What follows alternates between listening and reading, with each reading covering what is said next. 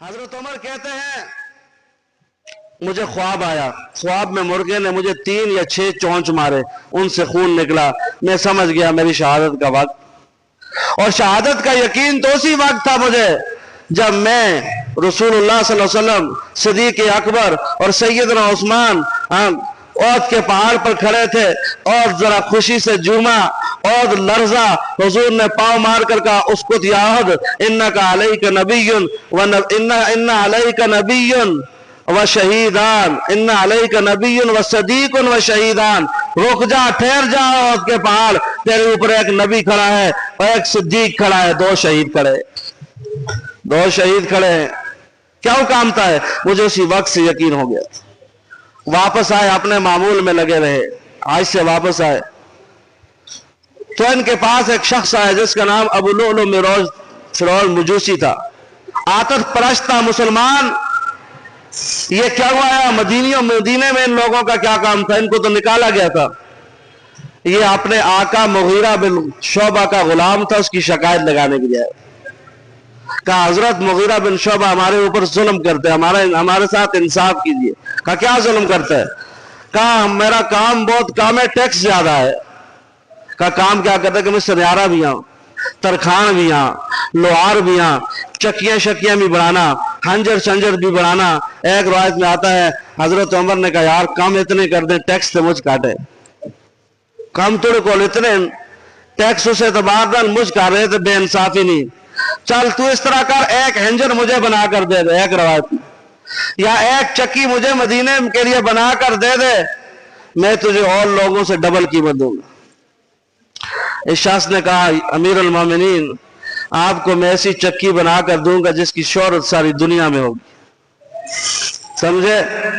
ایسی چکی بنا کر دوں گا، اور یہ آیا ہی ایک سازش کے تحت تھا، حضرت عمر کو شہید کرنے کے لیے آیا تھا۔ یہ جو باتیں ہیں نا یہ تو ادھر ادھر کی بات ہے، حضرت عمر کو شہید کرنے کے لیے آیا تھا۔ حضرت عمر نے ساتھی کھڑے تھے، کہا یہ شخص مجھے قتل کی دھمکی دے رہا ہے۔ صحابہ نے کہا امیر المومنین اس کو گرفتار نہ کر دیں؟ کہا نہیں، ابھی تک اس نے جرم ہی نہیں کیا، لیکن میں اپنے دل و دماغ کو سے کہہ رہا ہوں کہ یہ شخص مجھے قتل کی دھمکی دے رہا ہے۔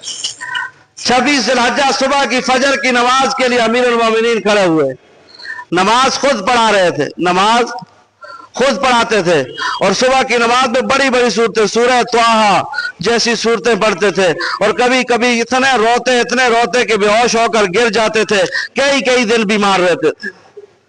26 ذی الحجہ کو صبح کی نماز کے لیے کھڑے ہیں، اور یہ ابو لؤلؤ فیروز مجوسی زہر آلودہ ہنجر، داری دار زہر آلودہ ہنجر لے کر بالکل پیچھے کھڑا ہے۔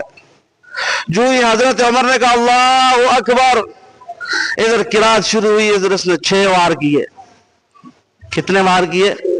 6 وار کیے، اور 22 لاکھ مربع میل کا حکمران مسلح سے اس طرف گرا، خون میں لت پت ہے، اور اشارہ کیا عبد الرحمن بن عوف کی طرف۔ کیا اشارہ کیا؟ عبد الرحمن بن عوف مسلح پہ آ جا۔ کس پہ آ جا؟ مسلح پہ آ جا۔ البتہ نماز کھڑی ہو گئی، اب اس نے کیا کیا؟ صفوں کو چیرتے ہوئے 17 صحابہ کو زخمی کیا، 7 صحابہ کو شہید کیا، لیکن وہ صفیں صحابہ کی تھی، باہر ہو کتنی صفحہ ہو گیا؟ ہر صفحہ پہ ایک صحابی کو مارے، 7 صفحیں ہو گیا، اور 17 صفحہ میں صحابہ کو زخمی کی تھا، یہ کتنی صفحہ ہو گیا ٹوٹل؟ 24 صفحہ۔ آج 24 صفحیں تھی صحابہ کی، لیکن آپ خود سوچیں 24 صفحوں سے تو گزر گیا تھا، آگے بھی صفحیں تھی، اس لیے باہر ہو نہیں نکل سکا۔ جب سلام پھیرا عبد الرحمن بن عوف نے، ایک صحابی کے پاس چادر تھی، فوراً اس کے اوپر چادر ڈالی، اس کو پکڑ لیا۔ اب اس نے سوچا اگر زندہ پکڑا گیا تو راز فحش ہو جائے گا کہ مجھے کس نے بھیجا تھا، یہ سازش کس کی تھی، لہٰذا وہی ہنجر اپنے اندر ڈال کر باہر نکالا تو وہی مردار ہو گیا۔ حضرت عمر کو گھر لے گئے، اور جب گھر لیا ہوش میں آئے تو سب سے پہلا سوال تھا بتاؤ مجھ پر حملہ کرنے والا میرا قاتل کون ہے؟ صحابہ نے کہا وہ ابو لؤلؤ فیروز مجوسی ہے، آتش پرست ہے۔ हजरत उमर उस हालत में कूद पड़े, फुस्तु बिरब्बिल काबा, रब्बे काबा की कसम उमर कामयाब हो गया। उमर का कातिल काफर है, मुसलमान बोलो ना, उमर का कातिल क्या है?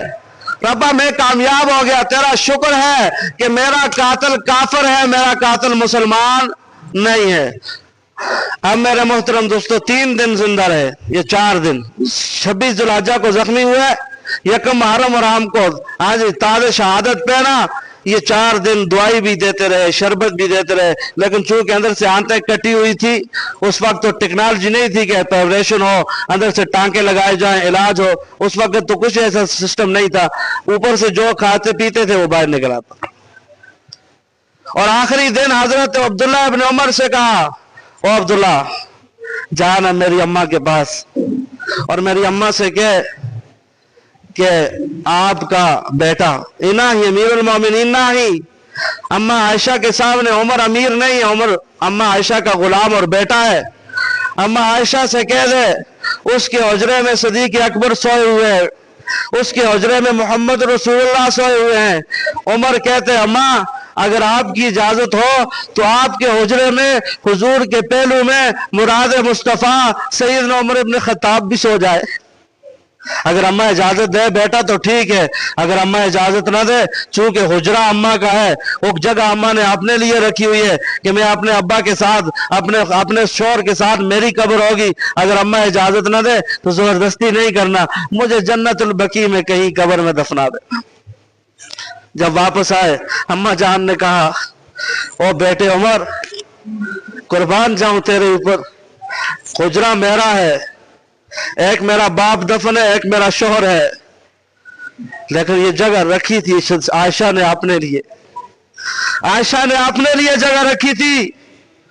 लेकिन बेटे तेरा आयशा पर एक बड़ा एहसान है, जब सारे सहाबा और रसूलुल्लाह सल्लल्लाहु अलैहि वसल्लम भी इस बात पर मुत्तफिक हो चुके थे कि आयशा को तलाक दी जाए, क्या दी जाए? आयशा को तलाक दी जाए। वो उमर मेरे बेटे सारे सहाबा में तू खड़ा हुआ था, नहीं या रसूल अल्लाह आप आयशा को तलाक नहीं दे सकते, आयशा का निकाह आपसे रब ने किया है, आयशा आपके घर में आयशा को रब ने भेजा है, आपको तलाक देने का हक नहीं। जिस रब ने आयशा को आपके घर में भेजा है उसी रब को आपके घर से आयशा को निकालने का हक है, आप आयशा को तलाक नहीं दे सकते। हुजूर कहते हैं इस जुमले से मुझे बड़ी तसल्ली हुई, हजरत उमर के जुमले से मुझे, ओ उमर तू मेरा सफाई का वकील बना था, तूने मेरी सफाई पेश की थी, वकील सफाई बना था, ये कब्र मेरी थी, ये जगह मेरी थी, लेकिन उमर सुन, अल जज़ाउल इहसान इल्लल इहसान, एहसान का बदला एहसान होता है। ए उमर बेटे आज ये जगह मैं तुझे देती हूं, मैं कहीं जन्नतुल बकी में दफन हो जाऊंगी। जब जाकर मुबारकबाद सुनाई कि अब्बा जान मुबारक हो, अम्मा ने जगह दे दी, हजरत उमर ने कहा नहीं नहीं नहीं नहीं ऐसा नहीं करना बेटे, क्या पता है अम्मा ने कहा उमर जिंदा है इस वजह से कह दिया हो कि उमर अभी जिंदा है, क्या कहेगा मेरी माँ ने मुझे कब्र की जगह भी ना दी। ऐसे ना करना, जब मेरा रूह निकल जाए मुझे का गुस्ल देकर कफन देकर अम्मा के हुजरे के सामने मेरी चरपाई रखना और कहना अम्मा गुलाम हाजिर है, बेटा हाजिर है, अगर इजाजत हो तो अंदर आए, अगर इजाजत ना हो तो जन्नतुल बकी में दफन कर दे। तो मेरे मोहतरम दोस्तों हजरत उमर को हुजूर के पहलू में, बोलो कहां दफनाया गया? हुजूर के पहलू में दफनाया गया।